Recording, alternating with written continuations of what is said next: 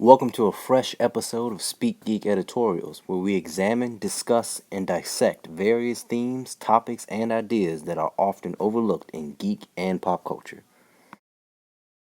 Today we look at the 1987 sci-fi classic Predator. More specifically, what made this film work? What were the hidden symbols or random circumstances that helped get this film right? What made it stand out? Every good film is a perfect storm of chaos, and in the end, we always get sunshine.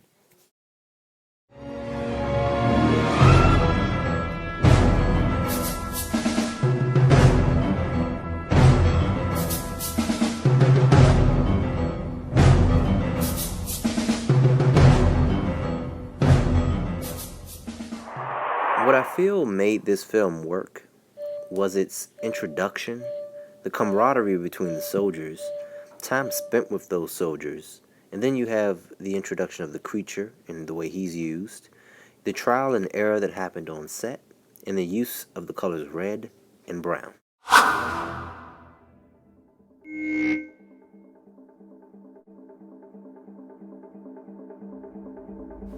When we're first introduced to this film, we see something that's completely foreign to us. We see this black abyss of the unknown, and then the title Predator appears before us.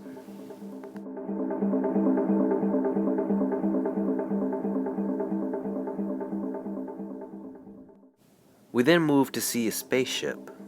So already in the introduction, we're getting a word that doesn't relate to the environment it's presented in.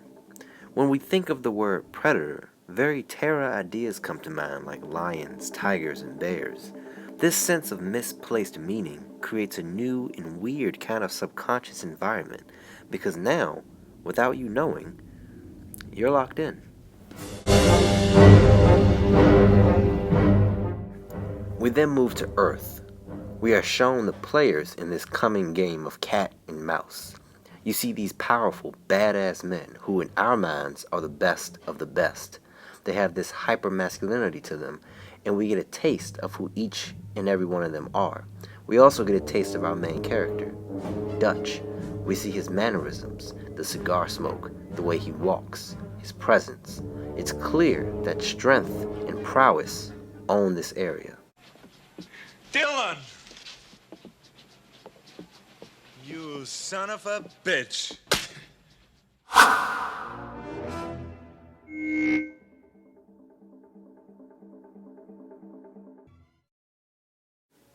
When we see this film really take off, we see the brotherhood of these men and women, which mimics something close to a group of high school friends. You have the too cool for school, Mac, the loudmouth, Blaine, the quiet/weird kid, Billy, the wild card, Poncho, the nerd, Hawkins, the leader, Dutch, that one girl who hangs with the guys, Anna, and last but not least, the new kid who hasn't made friends yet, but he knows the leader from another school, so it's cool, Dylan. The brotherhood that these men share gives the viewer a familiar feeling, as opposed to the beginning of the film, where we are faced with the cold, unfamiliar recesses of space. A rule that I hear a lot amongst writers is to always give your characters time to sit down and talk to each other. They get a chance to breathe and relax, and we get that right before they enter the jungle. Bunch of slack-jawed faggots around here.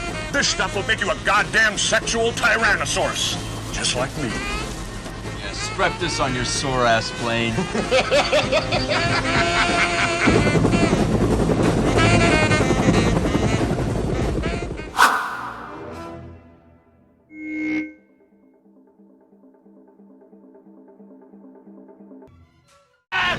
Get Ramirez on his feet, get to the chopper. Right.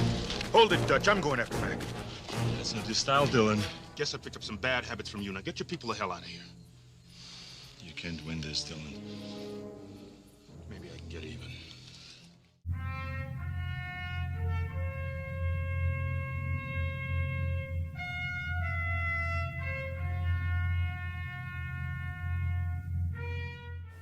Time is important in films like these, and what I mean by time is time spent with the characters. There is a time for mourning and death, which is something horror films or films of this nature rarely do. We understand that there's a brotherhood between these men, the way they move as a unit, how trusting they are of each other, the subtle backstory given between them. It all starts to form ideas of who these men are and creates fleshed out human beings.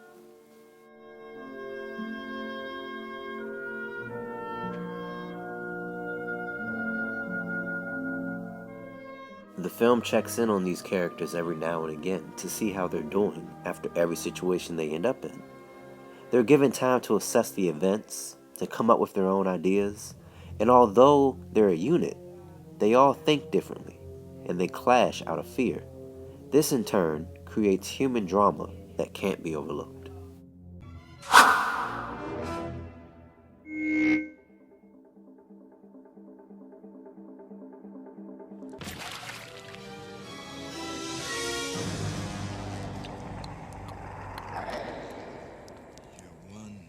Ugly motherfucker.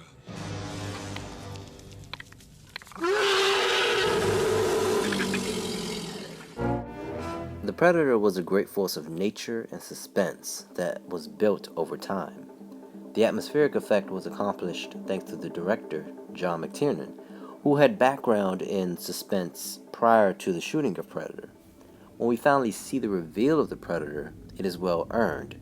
After all the hell that broke loose, after all the deaths, after all the drama, to finally see the face of what's been doing this gives a slight relief to the audience, and as a result, it creates for a wonderful classic reveal. Another takeaway from the creature is his humanity. He does things that we can relate to. He felt pain when he was shot and had to heal himself.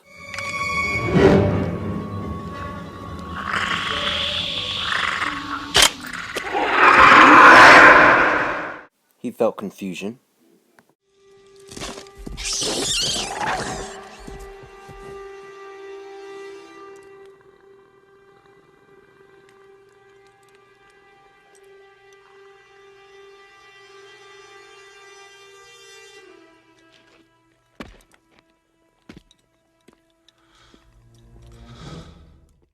And we also saw his pride.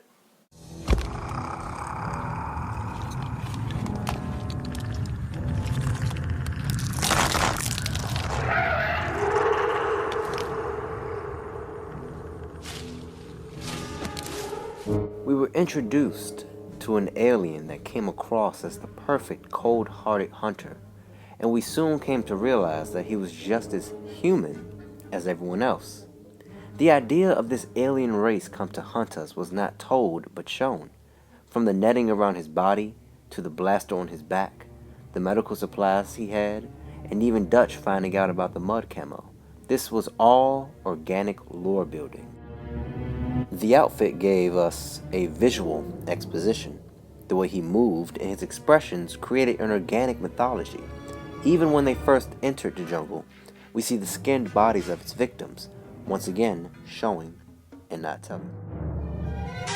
And finally, when the creature is spoken on, we're told about it in a more ominous myth form that really adds dimension to its already growing mythology. When I was little, we found a man. He looked like butchered. The old women in the village crossed themselves and whispered crazy things, strange things. El diablo cazador de hombres. Only in the hottest years this happens.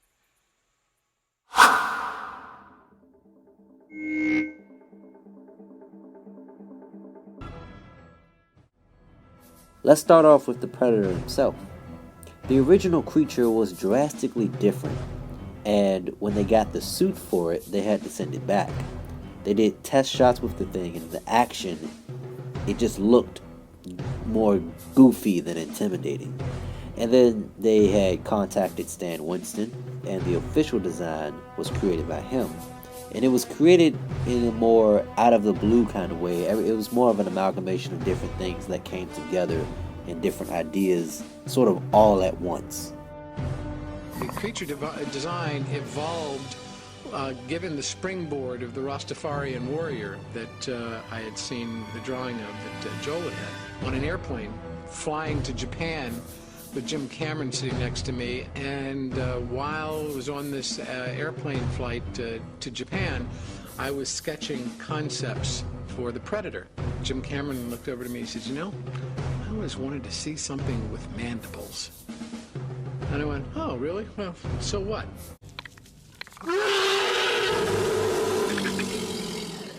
Stan Winston came in after the break in filming that the movie underwent.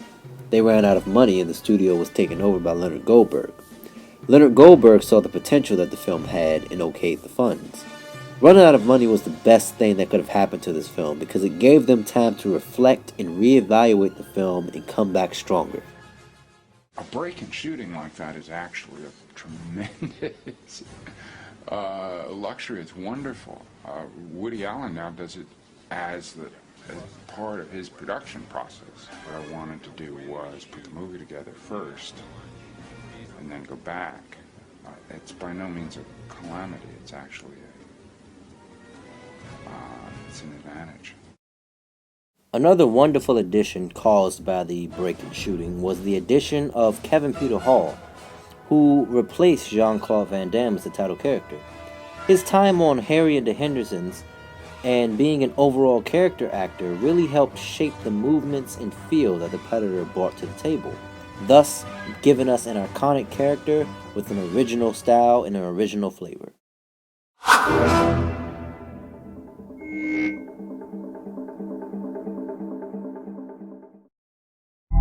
In color psychology, colors are given a form of representation.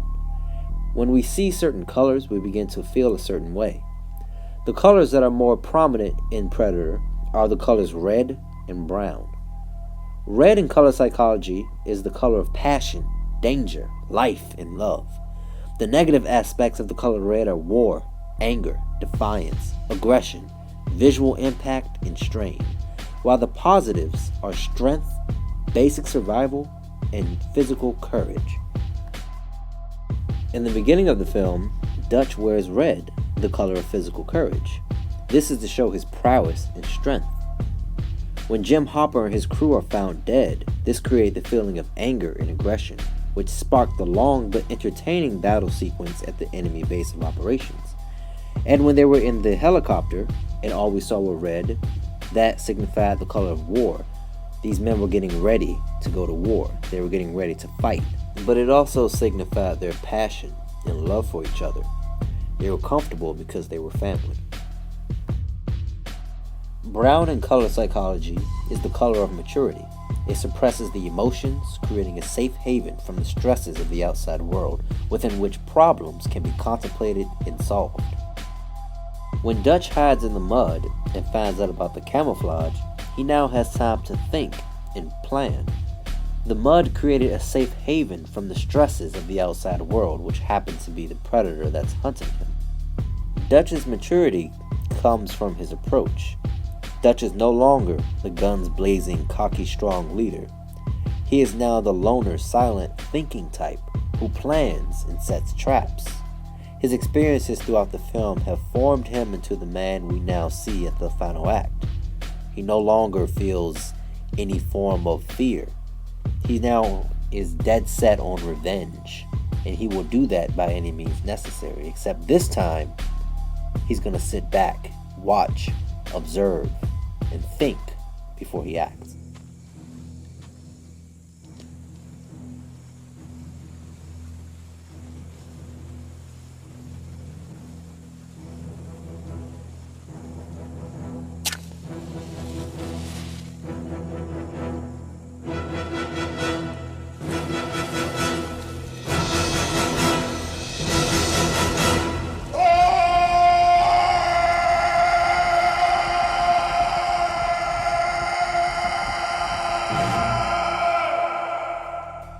Predator is a film that many hold near and dear to their hearts, including me.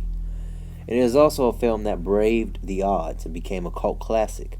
It set the bar for the creation of creatures moving forward and spawned one of the most popular movie monsters of all time. Thanks for watching, guys. If you enjoyed what you just watched, let me know in the comment section below. Let's have a conversation about all this. And don't forget to like, comment, and subscribe. This is Darius from Speak Geek Unlimited. Peace.